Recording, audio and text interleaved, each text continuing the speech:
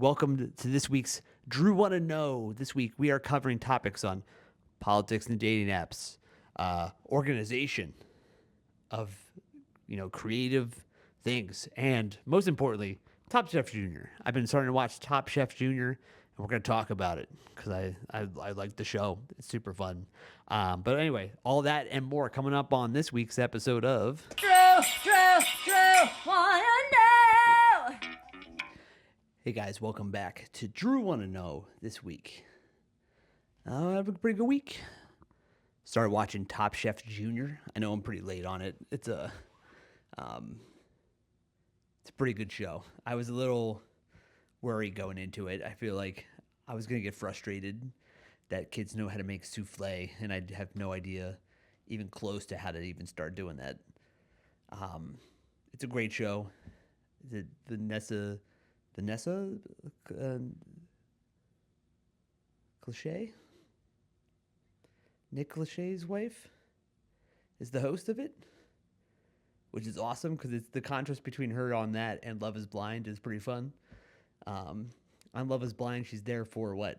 She's there for 3 takes and then the after show, and then in this one, she's there all the time, having a great time, eating. I feel like that's got to be a plus for that show for her in her mind. I would assume. But I was like, I feel like now it's the problem is now that I'm like into the show. There's like a kid on the first season that I'm like actively rooting against, which I feel is probably not great. Then I'm just looking at like a 13-year-old and I'm just like, hope you fail.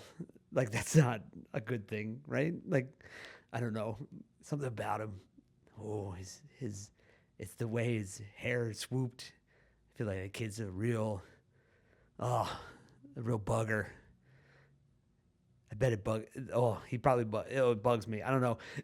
It's not good. It's not that I'm actively rooting against. I hope this kid doesn't win, but it's just like it's so. There's so many sweet kids on that show, and it's so much fun to watch them make stuff. And like, there's like they got skills. They got skills. They could pay some bills with that stuff. I don't know.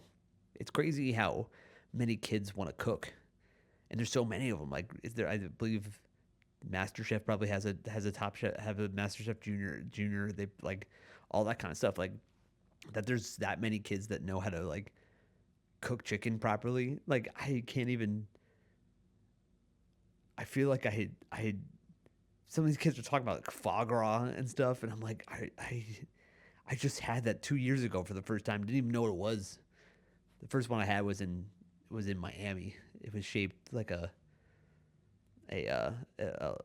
orange, and that was bothersome because you know it has a weird texture, and I didn't like it. I didn't like it. It had a weird texture to it, but it was orange. It had little bumps in it. Ugh. Freaks me out even thinking about it. But anyway, but I love the show. I'm so into it.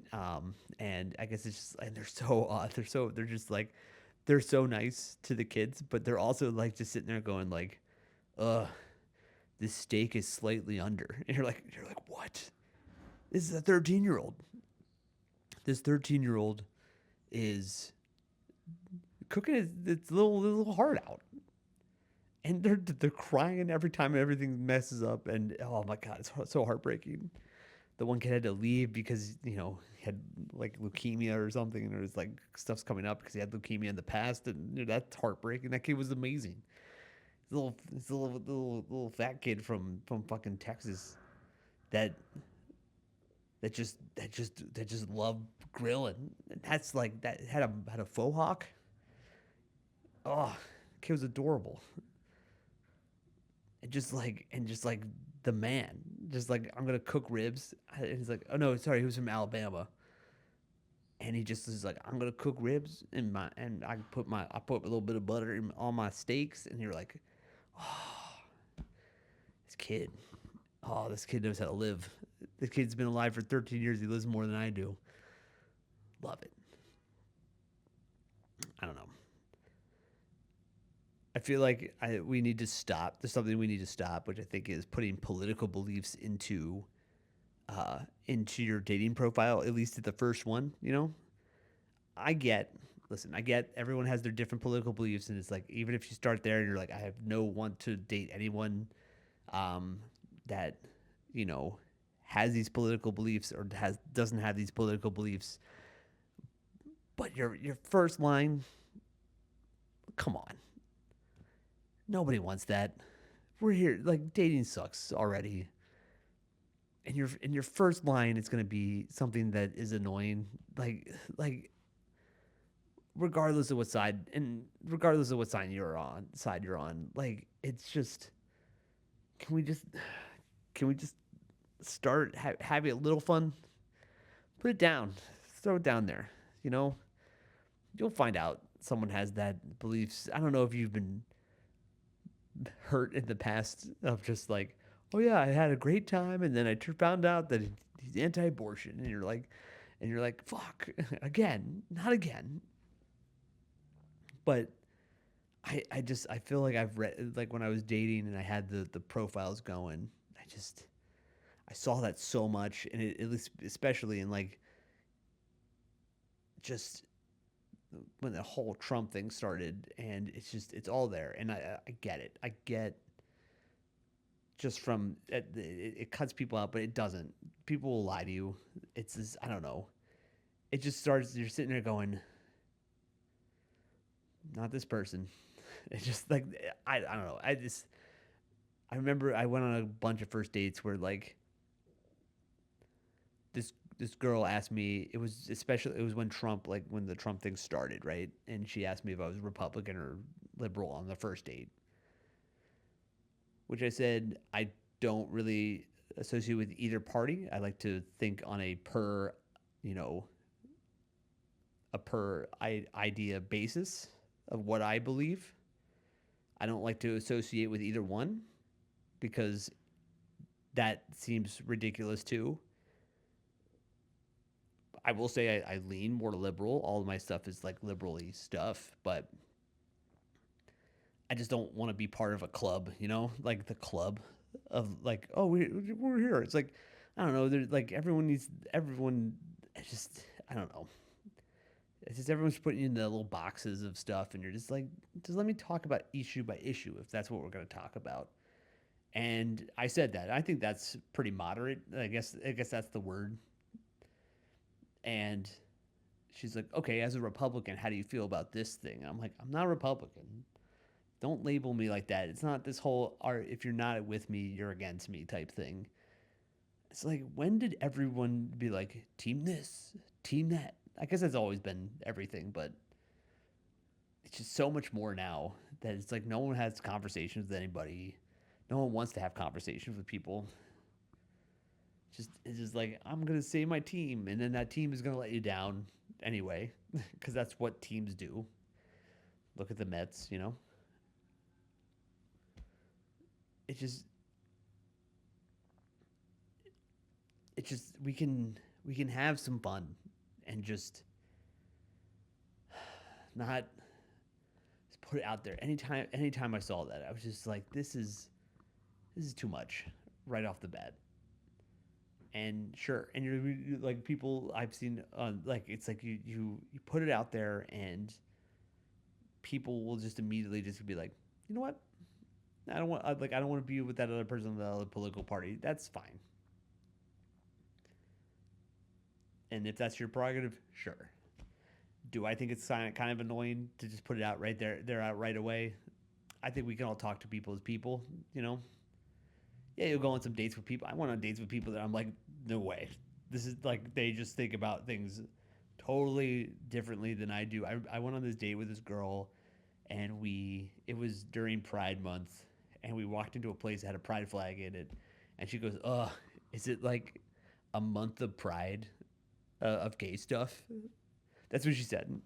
And I said, oh, it's Pride Month. And she goes, oh, what's that? I said, you live in the East Village of New York. How do you not know about Pride? Sorry, not even the East. It was the West Side. Like, it's there. That's the parade. That's where it is. And And gay stuff, like that's what you're gonna say. And then she immediately just goes, well, I don't think people should change their gender. And I was like, yeah, like why do you think that? And she goes, well, elephants don't do it. I'm like, what do elephants have to do with this?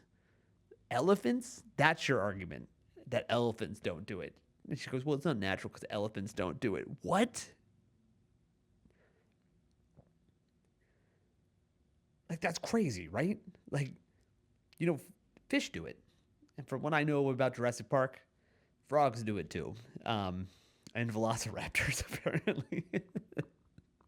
So, there's all that. So I get not wanting to waste your time and all this stuff, but that's a funny story. Just to meet someone like that. To meet someone that straight up like is just is just so delusional. But that led to a good conversation with this person because I said, do you know anyone that's going through, this whole idea of, I'm a different person transitioning, that kind of stuff. And she said no. And I said, that's why you had this vision of it being evil or whatever the hell she thinks it was. I don't think that she changed her mind or anything like that. But we had a conversation about it. It was very civil. I wasn't trying to be like, I'm going to tell you things. I'm just saying, if you don't get it, you don't get it. Like, I don't get getting your nails done, but I'm not trying to take away people's rights of that. And I know people that have their nails done, so I get it. I'll be there with. I'm an ally in that one, and all those things. But it's just, it's crazy. And I get not wanting to, be a part, like having to go on dates constantly with those people. But I feel like you can weed those people out in some way before you even meet them. But I just don't think putting it in your profile the first thing. I don't even think that some people are reading profiles. So I don't know. I guess you can do what you want. I just find it annoying. I guess I just sit there going, ugh. Do we have to talk about politics all the time? Like, it's just every moment of every day is that, right? Which I guess, I don't know. It's every conversation now. And sometimes I just want to talk about yo-yos. I know the world's messed up and stuff like that too, but there's a point where I'm like, I'm going to have one conversation that's not so sad. But anyway, we're here to have fun. Talk about crafts and stuff like that. I don't know. I feel like a big struggle I've had like creatively is just like feeling completely lost organizationally wise. I do stand up, so I write a lot, and I feel like I'm just like all of a sudden I'm out. Just like I've been trying to figure out a way to make sure everything's organized and everything like that, And I last year I went through, what was it? I think like 5 different note taking apps. Just trying anything. I went from Apple Notes, Scrivener, Evernote, Obsidian, Notion,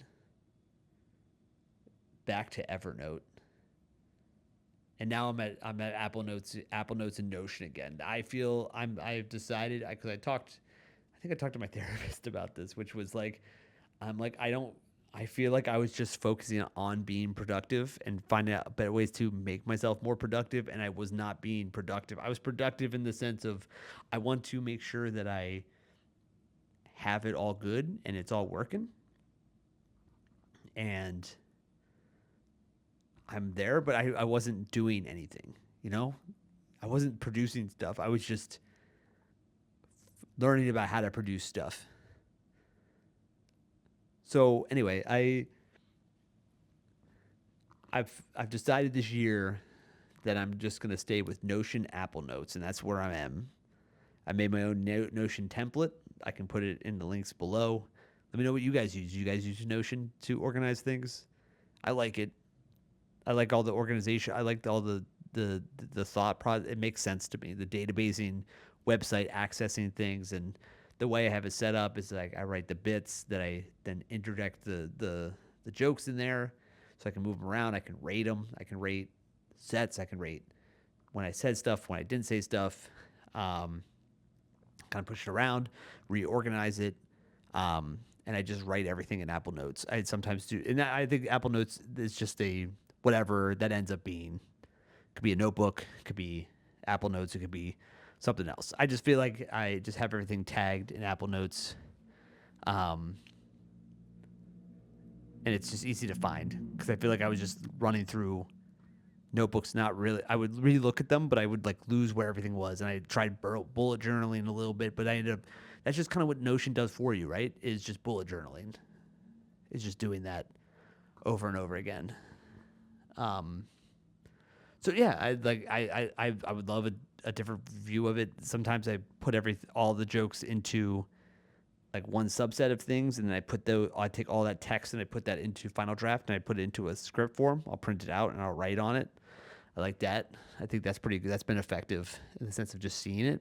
Doing the note card thing, the Mike Birbiglia thing, I'm trying to figure that out. I feel like maybe I'm overthinking it, and it's been just last couple of weeks of just like watching interviews with him where he pulls the note cards out and kind of understanding what that really means. Like, is it one joke? Is it a series of jokes? Does it change based on what he's doing? I don't know. I feel like every time that he does like the new joke thing, or the where he talks to the people that are just getting started and stuff, and he opens it up to questions and everything like that, and it's never. This is my thing about when we're starting comedy, right? Every single like how to start comedy, everything like that, it's always just how to get up on stage, right? It's and writing jokes is kind of on the back burner. People are just so afraid of getting. And listen, I get people are like I when I started, I didn't really have that. I was doing karaoke for a while, and I feel like I loved jumping up in there. I felt good. It was weird. It was weird when I started doing comedy because it was my own stuff, right? I didn't know how to do it, and I was really bad at it. Really bad. Like very, very terrible. I still might be terrible. I don't know. It's a whole thing. But I feel like I stopped thinking about getting up on stage about a week and a half into getting up on stage. Just doing it a couple times in a row, like I slowly just stopped thinking about it. And my nervousness is not about being on stage anymore. Like I think it changes. Like I'm still nervous getting on stage, but I'm nervous in the way of like I'm worried. I'm like I want these jokes to go well. It's a different type of nervousness, but it doesn't stop me from going on stage. I think that's like the thing. It's like I think if you do it for like a week or a couple weeks in a row and just do it a couple times, like 3 or 4 times, I think you'll stop. You'll feel yourself stop thinking about it. Like if you just like that's the whole thing. And it's always about that. And I want to ask about how. I want to ask about how he segments it and moves it around. It's what I've guessed. It's one joke, each one. It's like a story of something that he did, right? Or a single joke, and that becomes where he puts it there, and then he moves it around, does all the moving around to do the different acts and everything like that. And it's just something I'm trying out, and I like it so far. It seems to be helpful just to remembering little things. My cards are every individual joke, and then I'll move it around, and then I'll update that in Notion and all that kind of stuff. So, let me know what you guys are doing, because I would love to hear another thing. I love to explore these organizational things. It's pretty interesting to do. So, yeah, I think, I would love to hear about it. And that's been our episode. So it's been pretty cool. If you guys like the episode, make sure you like and subscribe. Classic YouTube jargon. If you want to follow me, you can follow me at DRU Comedy on Instagram and TikTok. I'm also in New York City all the time. I have a Tuesday show called Big Wave Comedy. You can come check that out every Tuesday in the East Village at 10 Degrees Bar. There's also an Instagram for that, Big Wave Comedy. I run that with my buddy Spencer Wright, who's also a super funny comic. Yeah.